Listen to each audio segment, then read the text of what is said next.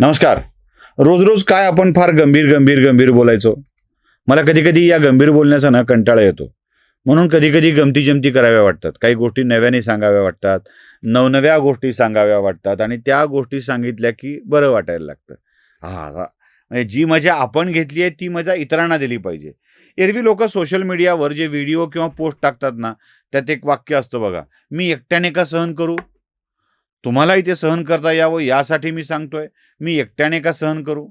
मी तसं नाही आहे. मी एकट्याने का मजा घेऊ? तुम्हाला पण मजा घेता आली पाहिजे ना. काय त्रास आपण सहन करायचा असतो, दुसऱ्याला द्यायचा नसतो. पण जेव्हा अशी काही मजा येते तेव्हा ती आपण तर घ्यावीच घ्यावी, पण इतरांना देखील घेऊ द्यावी, यासाठी हा व्हिडिओ करतोय. मंडळी, चला आपण सुरू करूया. ते नसतं का, चलो तो शुरू करते है, अब लीजिए मजा. सगळ्यात पहिल्यांदा महाराष्ट्रामध्ये ती अभिजात मराठी का काय झाली म्हणे. आता अभिजात मराठी कशी असते हे आम्हाला इतरांच्याकडून, या लोकांच्याकडून शिकून घ्यायचं कारण आहे. ज्यांच्या पोट्ट्यांना इंग्रजी बोलतोय का मराठी का हिंदी बोलतोय ते कळत नाही. यांची पोरं बोलताना, इंग्रजी शाळेत शिकलेली पोरं 70% इंग्रजी, 10-20% हिंदी, बाकीच्या जमलं तर 10% मराठी बोलतात. त्यांनी आम्हाला शिकवू नये की अभिजात मराठी काय असते आणि मराठीच्या हक्कासाठी काय करायचं असतं. मराठीच्या हक्कासाठी काय करायचं असतं आम्हाला माहीत आहे. आम्ही सगळे या भागातले आहोत. घालताव गेलताव सांगताव की कुठं गेलाव, या भागातले कर्नाटकी हेल असलेली मराठी बोलणारे. मराठी खरी अस्सल मराठी मध्य महाराष्ट्रात आहे. लक्षात ठेवायचं, मध्य महाराष्ट्रामध्ये खरं मराठीचं वर्जन तुम्हाला बघायला मिळतं. असो, मला ते बोलायचं नाही. ही अभिजात मराठी काय असते हे तुम्हाला मला दाखवायचं आहे. म्हणजे मला ते आठवलं, ते अधीर रंजन चौधरी, नेहमी दुरुस्त करावं लागतं. ते अधीर रंजन चौधरी आंदोलनाला बसले होते आणि राष्ट्रपती द्रौपदी मुर्मू यांच्याविषयी ते काहीतरी बोलले. तुम्हाला आठवतं ना, पुरुष असेल तर पती असतो, मग राष्ट्रपत्नी म्हणलं पाहिजे असं ते बोलले होते. ते बदिररंजन, कळतच नाही काय बोलायचं ते तसं बोलले होते. तसं इथं आमच्या या मुंबईच्या माजी महापौर, काय त्यांचं नाव, किशोरी पेडणेकर, यांना विरोधी पक्षनेतेपद मिळालं आणि त्या म्हणाल्या, मी आता विरोधी पक्ष नेतेपदी विराजमान नाहीये, नेतीपदी विराजमान आहे. जरा ऐका ना.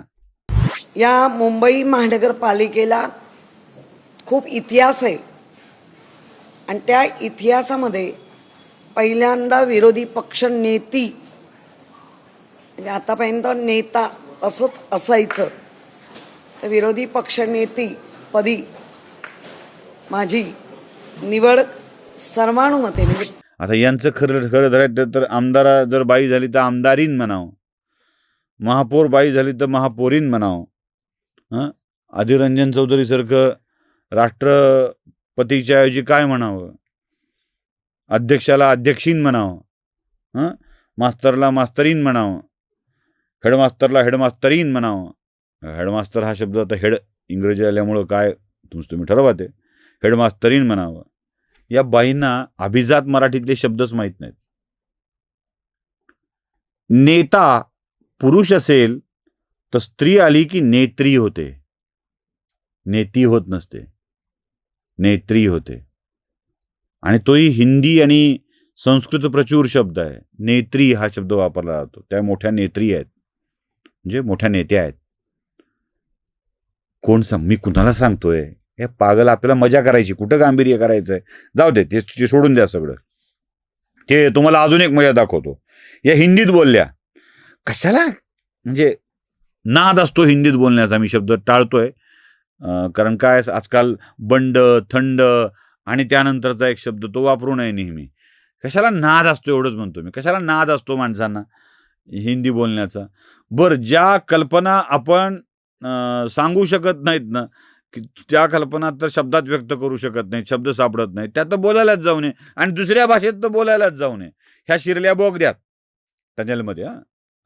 हे बोगदा कशाचा, त्या कोस्टल रोडचा, म्हणजे सागरी किनारा मार्गाचा बोगदा, या कोस्टल रोडचा तो टनेल, यात ते घुसले आणि बोगदे में घुसे की आवाज कैसा आता है बो, ते ऐकत राहा, मजा आहे मजा. हाँ. चलो मैं ना ये बात करेगी, जब भी कोस्टल में आप घुसते हैं तो दोनों बाजू से हवे का कॉम एकदम ये बन जाता है और भौ करके हाँपने को आवाज आता है.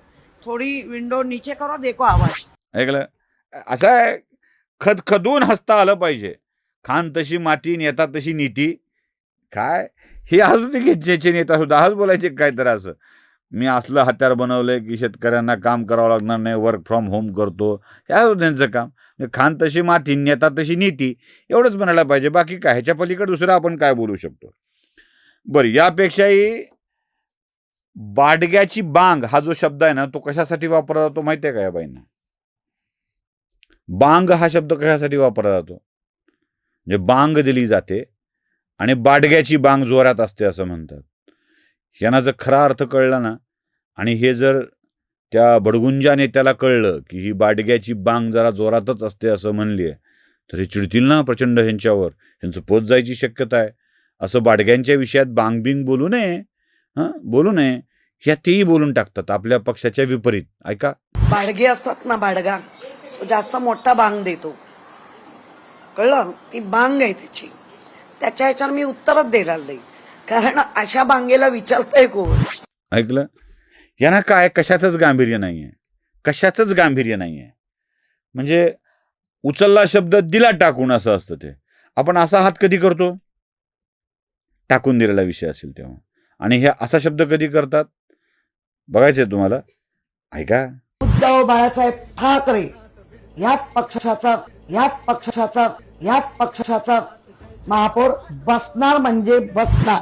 म्हणजे मुंबईचा महापौर उद्धव बाळासाहेब ठाकरेच्या पक्षाचा होईल. अरे याचा अर्थ काय होतो? याचा अर्थ ते टाकून दिलेला आहे असा होतो. इथे का नाही मजा तुम्हाला? खरं खरं सांगायचं, मजा येते का नाही? जाऊ द्या, फार नको एखाद्याची खेचायला आपण. इतक्याच खेचण्यामध्ये थोडंफार शांत असलं पाहिजे. त्यामुळं तेवढ्यावरच मजा घ्या, तुम्ही घ्या, इतरांनाही ह्या आनंद शेअर करा. तिळगुळ 7 जणात वाटला होता म्हणे, आपण एक व्हिडिओ तर किमान 7 जणात वाटू शकतो. नमस्कार. जागृतीचा विधायक बुरुज